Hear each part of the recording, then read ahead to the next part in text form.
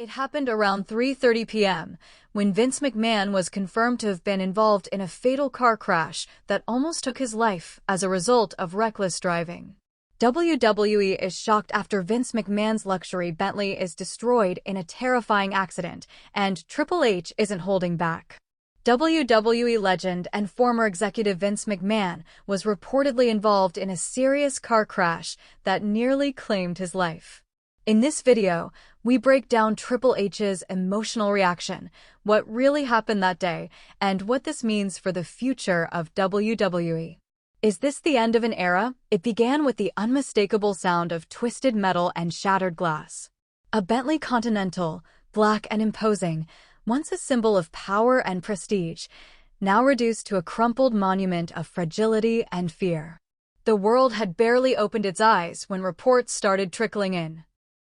Vince McMahon, the towering figure behind WWE's rise to global dominance, had been involved in a car crash so violent, so unexpected, that emergency responders described it as miraculous that anyone had survived. But this wasn't just a crash. This was a seismic moment. Because when Vince McMahon, the architect of an empire, the controversial puppet master behind decades of wrestling history, comes that close to death, it isn't just an accident. It's an event that threatens to reshape the future of an entire industry. In the hours that followed the crash, details were sparse. A police report, redacted and clinical, spoke only of an executive-aged male involved in a single-vehicle collision on a winding stretch of private road just outside Stamford, Connecticut. Witnesses, however, described something far more chilling. One neighbor, who had been walking her dog at the time, said she heard the squeal of tires, a thunderous impact, and then nothing. Just the sound of a car horn wailing into the morning fog, like a distress call that no one could answer. Paramedics arrived within minutes. What they found inside the wreckage was a man bloodied but breathing. A man who, despite everything, was conscious. Vince McMahon had survived, but the question remained, at what cost? As news of the crash broke, the WWE universe was thrown into chaos. Online forums exploded with speculation. Was this an accident? Was it a medical episode? Had Vince fallen asleep at the wheel? Or was this, as some darkly whispered, a targeted act? An attack? Security camera footage from nearby estates offered little. Just a flash of black moving too fast, a skid, and then darkness. The lack of answers only deepened the sense of dread. But behind the scenes, the real story was just beginning. Triple H, born Paul Levesque, was among the first to be informed. He had been in the middle of a production meeting for the upcoming WWE Raw episode when his phone buzzed with a notification that made the room fall silent. At first, he said nothing, just stared at the screen, his expression unreadable. Then, slowly, he stood and walked out, leaving behind half-written scripts and stunned producers. What followed was a series of frantic phone calls, hushed conversations, and finally, a visit to the hospital. It was there, in the sterile white corridors of St. Vincent's Medical Center, that the magnitude of what had happened truly hit. Triple H, a man known for his control, his poise under pressure, was seen gripping the edge of a nurse's station, his knuckles white.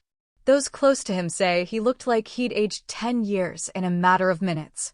For decades, Vince McMahon had been more than a father-in-law to him. He was a mentor, a rival, an icon, and, in many ways, the godfather of his career. To see him lying unconscious, his chest rising only slightly beneath a web of 4 lines and machines, was a sight Paul Levesque had never prepared for.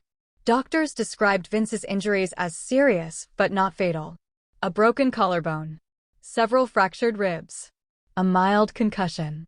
But it wasn't the physical damage that worried those closest to him, it was the symbolic one. Because if Vince McMahon, the man who never tapped out, who defied age, controversy, and corporate collapse, could be taken down by a moment of bad luck on a quiet road, what did that mean for the invincibility of WWE itself? As news outlets began picking up the story, WWE corporate issued a brief, sterile statement. Mr. McMahon was involved in a motor vehicle incident this morning. He is receiving medical care and is expected to make a full recovery. We ask for privacy at this time. But fans weren't satisfied. They wanted the truth. And more than that, they wanted reassurance. Because to them, Vince wasn't just a CEO. He was the narrative force behind their childhoods, the villain, the mastermind, the myth. And then, just as questions were reaching a boiling point, Triple H broke his silence. It wasn't through a flashy press release. It wasn't through a promo. It was during an emotional, unscheduled appearance at a WWE live event in Chicago, a city Vince once called one of the most passionate wrestling towns in the world. Triple H stood center ring under a single spotlight, microphone in hand, his voice tight with emotion. "I'm not out here as an executive tonight," he began. "I'm not out here as the game. I'm out here as a man who came close to losing someone I love." The arena, packed with tens of thousands, fell into a near-religious silence. You all know the name Vince McMahon. You know the character. The billionaire tyrant. The villain. The genius. But what you don't see, what most of you will never know, is the man behind the scenes. The guy who shows up at 4 a.m. The guy who fights for his people even when no one's looking. The guy who, love him or hate him, built this place brick by brick. His voice cracked. The crowd didn't cheer. They just listened. "He's not out of the woods yet," he said. "But he's fighting. Like he always does." What followed wasn't just a tribute. It was a signal. A message to the WWE universe, to investors, to fans, to haters, and to those inside the company who had been quietly wondering if Vince's time had finally run out.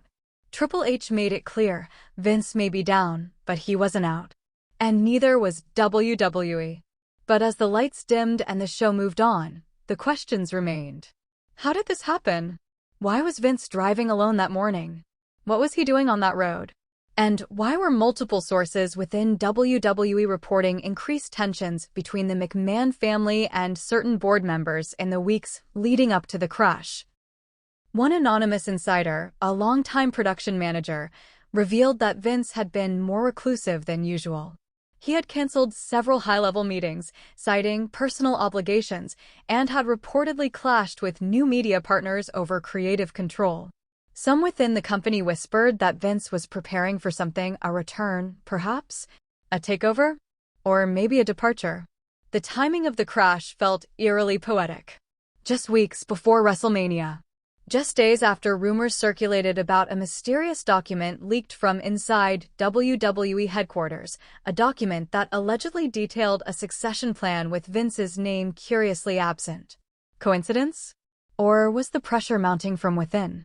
Media outlets began speculating wildly. Some claimed Vince had suffered a stroke behind the wheel.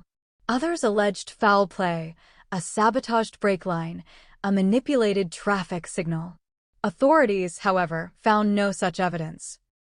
The police concluded that the crash had been caused by a momentary lapse in control, excessive speed on a curved road. But the lack of definitive answers only fueled more conspiracy theories. In the days that followed, WWE programming paid quiet tribute. The camera lingered just a little longer on Triple H during backstage segments. A subtle nod was made during commentary. But no video packages. No official get-well-soon campaign. Why the restraint? Some believe it was by Vince's own order. Even from a hospital bed, he was said to be issuing directives through assistants. "No drama," he reportedly told one of his aides. "I'll walk back into that arena when I'm ready." And not a damn minute before. But others close to the situation painted a different picture. They said Vince was shaken. That for the first time in his career, maybe in his life, he had faced his own mortality. That the man who once told producers he planned to live forever, damn it, had sat quietly in a hospital bed, staring at the wall for hours. And what of the future? Behind closed doors, conversations had already begun. Triple H, Stephanie McMahon, Nick Khan, all part of a tense meeting at an undisclosed location. No official minutes. No press release.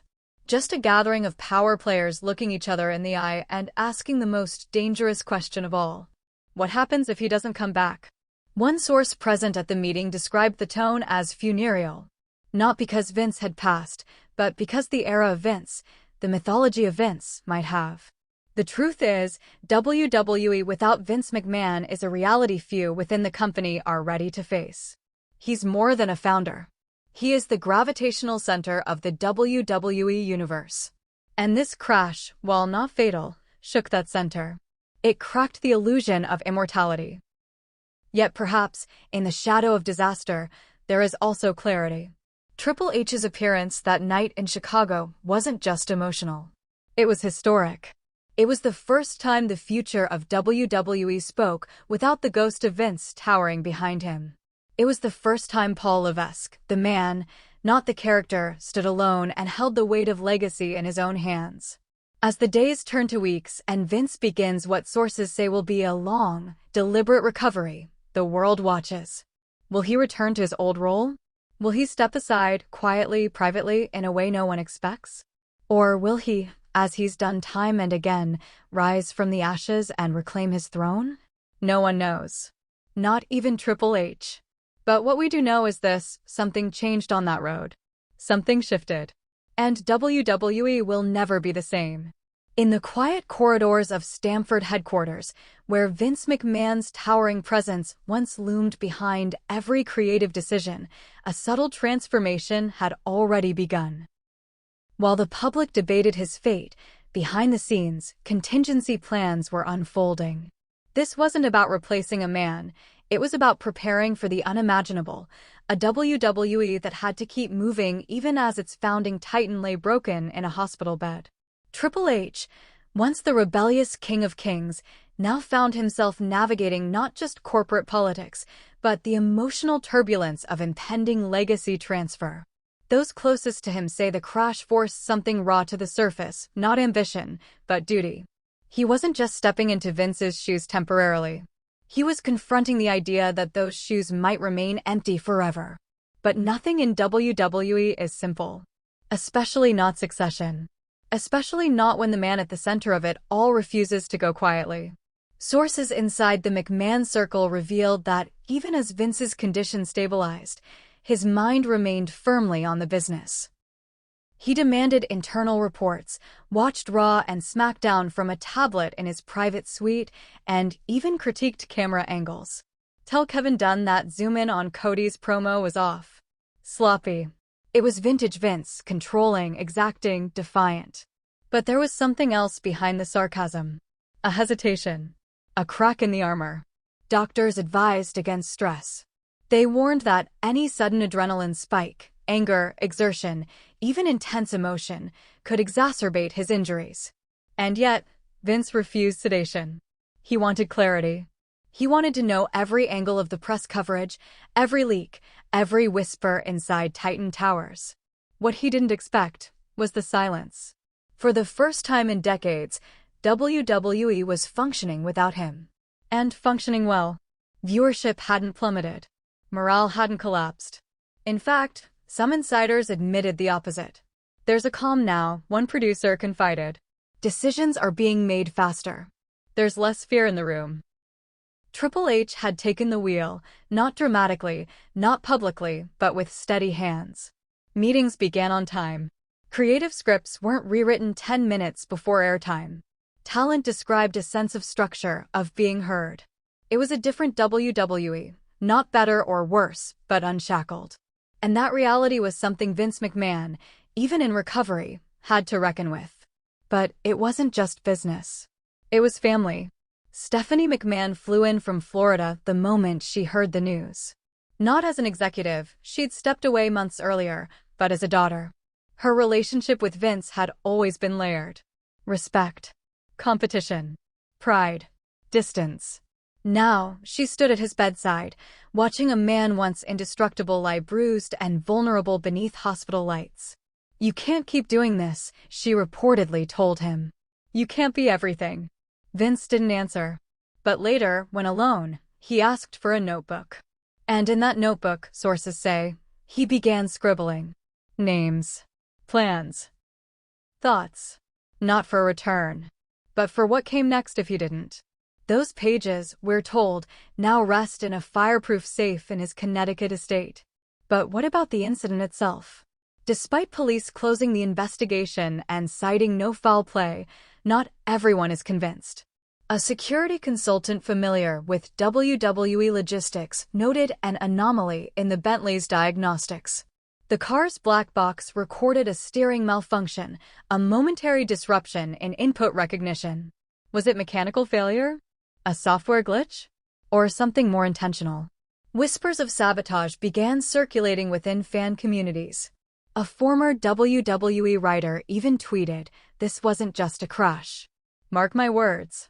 He later deleted the post, but not before it was screenshotted thousands of times.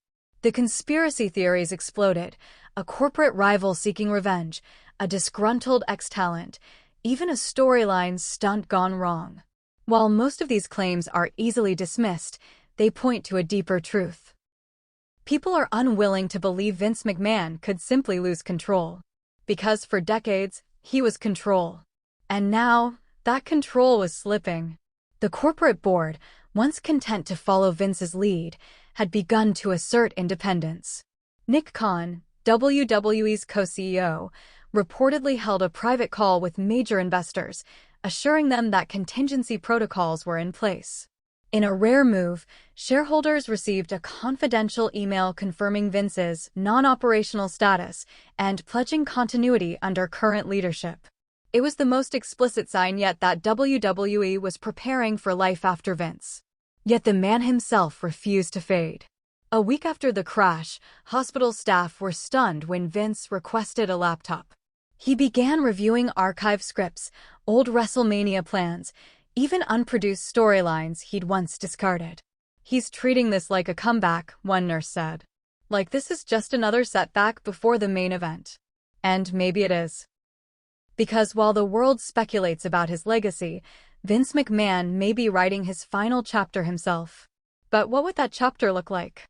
Would it end with a public appearance, Vince walking down the ramp one last time, arms outstretched, bathed in pyrotechnic glory, saying goodbye on his own terms?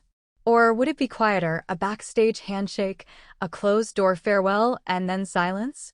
Triple H has made no definitive statements. But in a backstage interview, when asked about the future, he paused. "There's no replacing Vince," he said. "There's just the next chapter. And we're writing it carefully."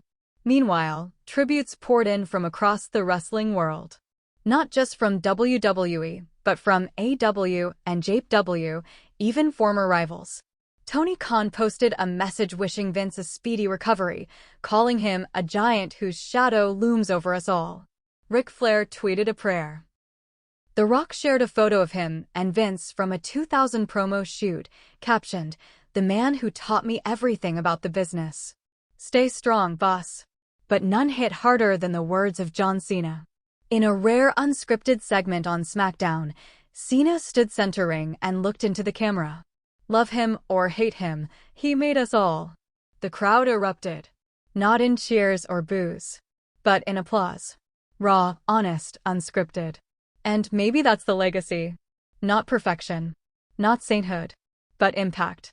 Lasting, undeniable impact. As days stretched into weeks, recovery updates grew more optimistic. Vince was walking again. Taking calls. Even reportedly reviewing talent contracts. But there was no announcement. No word on whether he'd return to WWE Creative or retreat into private life. And in that silence, the company evolved. WrestleMania preparations continued. Creative moved forward. New stars were pushed. Veteran talent were consulted. The shadow of Vince still loomed. But it no longer dictated every step. Some say this is Triple H's time now. Others believe Vince will never truly let go. But one thing is certain, that moment on the quiet road in Connecticut, when metal met concrete and silence followed, changed everything. For Vince. For WWE. For all of us. The road ahead remains uncertain. But the message is clear: even legends can break. Even titans can fall. And sometimes, it's in the breaking that we see who they truly are. As Vince McMahon rebuilds his body, his voice, his place in the world, the rest of WWE braces for what's next. Because this isn't just the end of an era. It might be the beginning of the last one. In the heart of Montecito, far from the buzz of WWE headquarters and the flashing lights of Raw and SmackDown, Vince McMahon sat in a high-backed chair facing a floor-to-ceiling window. The Pacific Ocean stretched out before him, glittering beneath a pale California sun. But the serenity outside did little to silence the storm inside. For the first time in decades, Vince McMahon wasn't planning the next pay-per-view, rewriting a promo, or calculating ratings.